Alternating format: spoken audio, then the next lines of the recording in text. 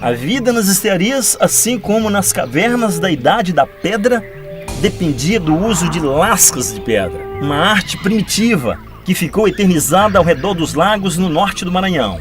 A expedição científica dos arqueólogos da Universidade Federal do Maranhão também achou vestígios dos índios pré-históricos nestas rochas. As fendas, os contornos, os estilhaços de rocha são evidências de que naquele tempo a vida nas estearias ainda era bem primitiva. Essas pedras são tão duras que formam lascas quando quebram. E era com essas lascas que os índios faziam suas ferramentas. Aqui dá para ver o quanto que esta rocha foi lapidada.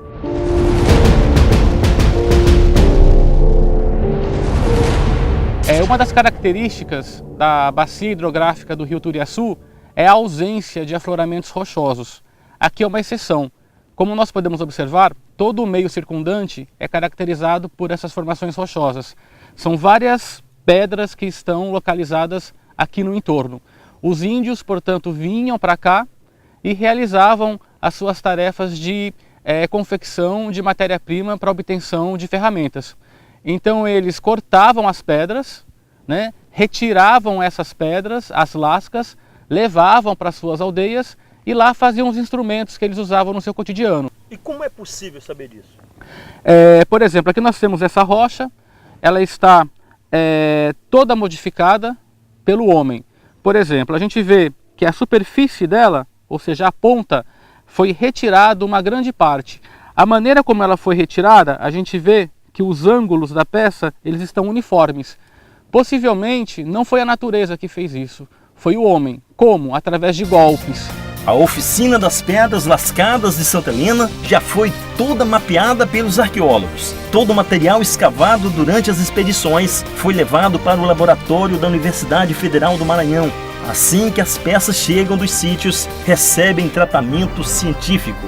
São lavadas, catalogadas, com indicação de origem, tipo de material. Análises em microscópio, por exemplo, revelam até que tipo de material foi usado para tornar a cerâmica mais resistente. Na maioria dos casos, organismos vivos, naturais dos lagos na época. A natureza era fonte de inspiração para as mulheres das estearias. Sim, segundo os arqueólogos, eram elas que cuidavam da cerâmica. Uma arte que lembra traços da cerâmica marajoara e a vida silvestre na Amazônia.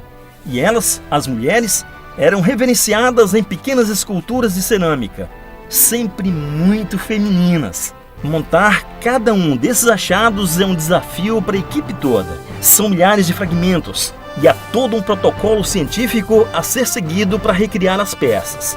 Thalisson Silva tem a tarefa de fazer o desenho técnico das peças, revelar como eram os objetos que nunca viu. A gente identifica em que grupo essa peça vai se encontrar. Se ela é uma peça meia calota, se ela é uma peça esférica. Então, também desses dados da análise que vem na ficha da peça, a gente também usa no desenho. Então, através dessa análise em ficha, que é antes desse processo de desenho, eu também jogo essa informação no desenho.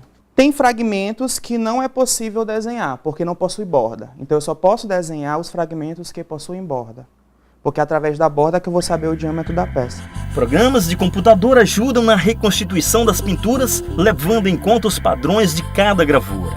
Esse é o trabalho de Thaís, graduada em História e apaixonada por design gráfico. Essa peça que eu estou segurando agora, ela tem um padrão de decoração deste lado, que não tem desse. Então, a partir desse padrão de decoração desse lado, eu consigo reproduzir o que tinha no lado ao contrário. Da mesma forma, com esse caquinho que está faltando aqui, eu consigo perceber que havia um retângulo aqui.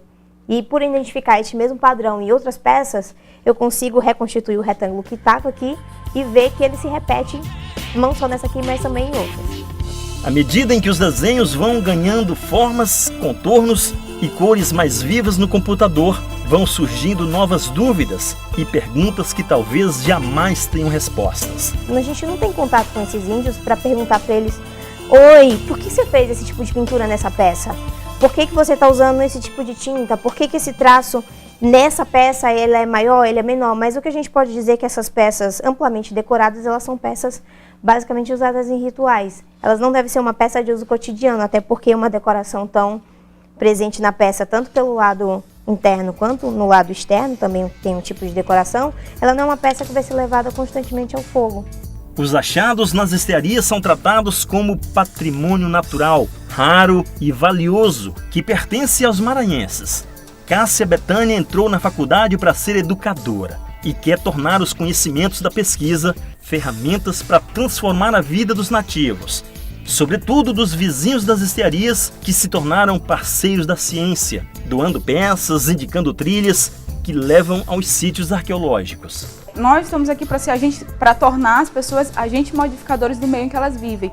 Então, assim, a partir do momento que você fala para aquela criança que esse caquinho que ela brinca tem um contexto, assim, um mundo dentro dele, que ela pode usar ele de várias formas e que ela pode sair de lá, se formar e voltar para estudar aquilo e representar a comunidade dela, isso é uma coisa assim maravilhosa. Você está mudando não só a vida daquela criança, você está mudando a vida de todas aquelas pessoas que estão em volta, envolvidas nesse processo. As expedições nas estearias do Maranhão estão mudando os rumos do conhecimento sobre a presença humana no país.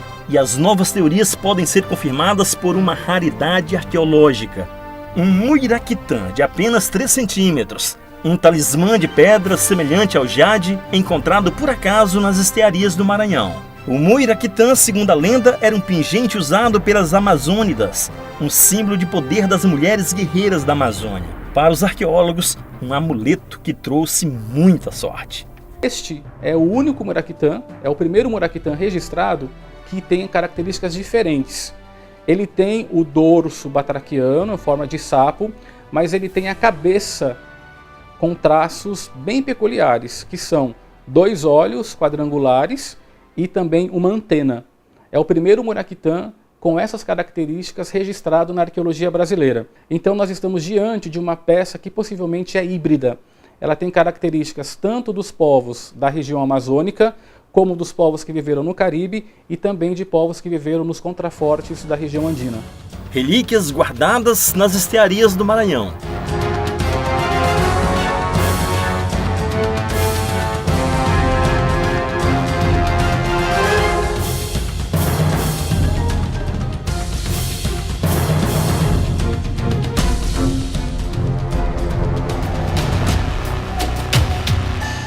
O Repórter Mirante termina aqui. Obrigada pela sua companhia. O programa de hoje vai estar disponível daqui a pouquinho no G1 Maranhão. Um bom dia a todos e até o próximo sábado. Tchau!